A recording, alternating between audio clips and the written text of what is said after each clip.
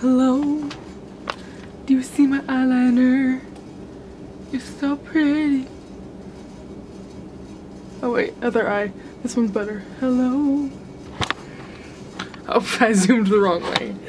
Hello friends! So you might have noticed I failed to post both a December part 2 wrap-up and a January wrap-up. If you're one of the people that saw my Lost Hero review that I posted a little while ago, you would know that I mentioned in that video I'm having a bit of trouble filming wrap-ups lately because I read a book at the beginning of the month. So by the end of the month it's so hard to recall and do wrap-ups about books because it just has been so long and I feel like a wrap-up is just 10 mini reviews. So I decided that from then on I was just going to do more reviews and more concise wrap-ups, but I feel like I owe you all something for not doing those wrap-ups. Therefore, I think it's only fair to do a things I have read recently video. And this isn't a wrap-up because it's gonna be a lot more chill than a wrap-up and a lot less informative than a wrap-up. Maybe if I recommend it or not, but it's gonna be laid back. I'm not gonna have any sort of structure. Recent reads.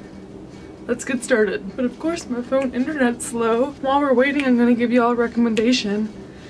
Not Too Deep by Grace Helbig, the podcast. So funny. I read Aristotle and Dante Discover the Secrets of the Universe by Benjamin Alira Sainz, and Goodreads shows I gave this book 4 stars. You know what? I have reviews for these books on Goodreads.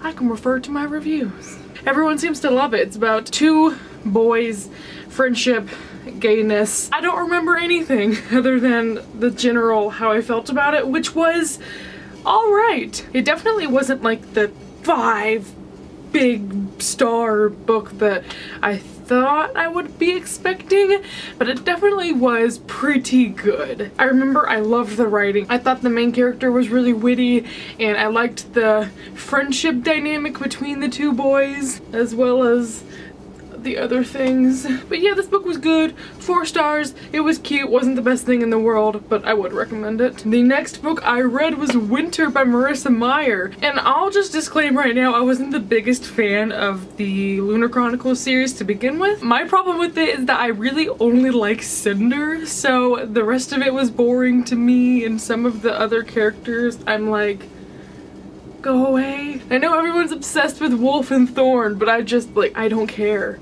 I just Kai and Cinder, that's all I need. But my main issue with this book, I think it's my least favorite of all of them, because I thought Winter, I don't know if it was the audiobook narrator or if it was her, but I just thought she was the dumbest, useless character. Name one instance in the book where she helped them with their plot. She contributed nothing to that team of people. I just didn't understand why she was even necessary in the series, other than to provide another character to talk about for a 4th book. Nice wrap up, a little too convenient for me, but that's gonna happen because it's a fairy tale retelling, but I gave this book 3 stars. The next book I read was 10 Tiny Breaths by K.A. Tucker. This book's a new adult book about a girl who moves away and starts a new life with her younger sister in a new town. I hated this book.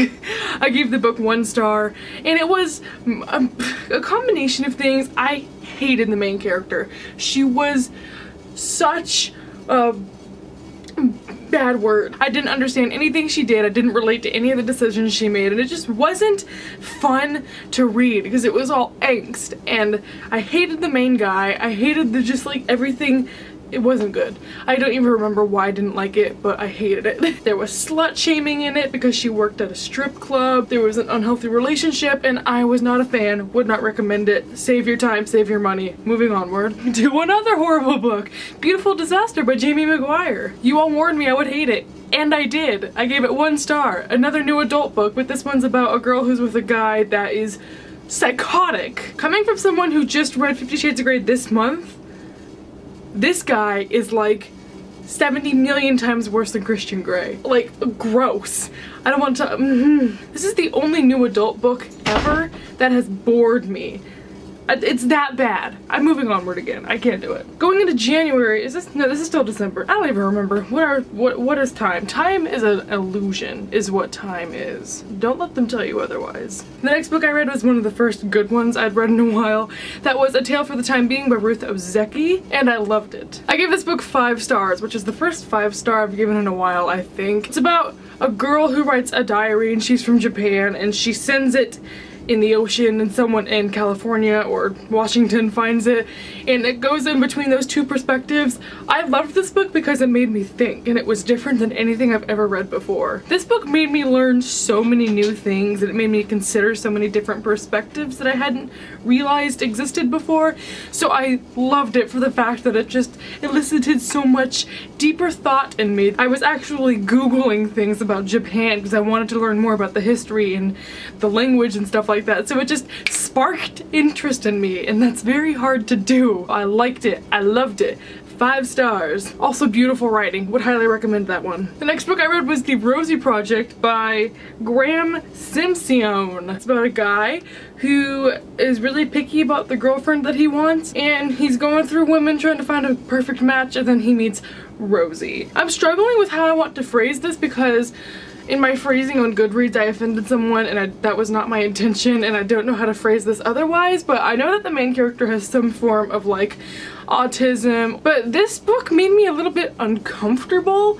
As far as pursuing women, it was very unorthodox the way that he processed things and went after getting friendships. I just felt he came off very creepy. Not in any way in a sense that I'm dissing people with mental disabilities, but I did think that he was kind of the blunt of a joke for a lot of his friends in the book, so it was very sad to read a book about a guy who's struggling and no one's offering him help, or he's not getting the attention that he deserves. And you're just watching him struggle the entire book, and it was frustrating and it was sad and it was making me uncomfortable, so it wasn't the best thing in the world. I'm sure some people liked how witty and funny it was, but I just saw it as like a little bit disturbing. I don't know what went wrong with this book that I didn't like it, but it just was not my cup of tea. 3 stars. The next book I read was not technically a book, it was a picture anthology type deal, and it was the Humans of New York not stories, just one of the Humans of New York picture books, and it had all the people from New York and all their captions and who they were. It was beautiful, so good, so interesting, and I really want to pick up the new one. 5 stars. The Reader by Bernhard Schlink. Meine Deutsche Abonnenten. Did I say that right? Probably not. I should get on it because I have German next semester. I read this because someone gave me in a literary fiction book recommendations video because I was trying to get more into that genre, and I think it was a very good starting place. I love the themes it brought up. I love the ideas. It was so deep that I ended up discussing it in my journal, which if it makes the journal, it's hot news. See, I wrote the title in the same font that I put the little sticker that had been on it. Oh, it's so nice. The reader follows Michael, a 15-year-old who meets and becomes spontaneously intimate with a woman over twice his age, who after a brief relationship fraught with secrecy disappears until years later they meet again in court. I love how this book toys with the concept that memories can be affected by moods or the end of the era being remembered. This book really helped me with broader thinking and asking more deep questions about life, and again, I feel like I'm gonna love literary fiction, so I'm excited to start reading stuff like that.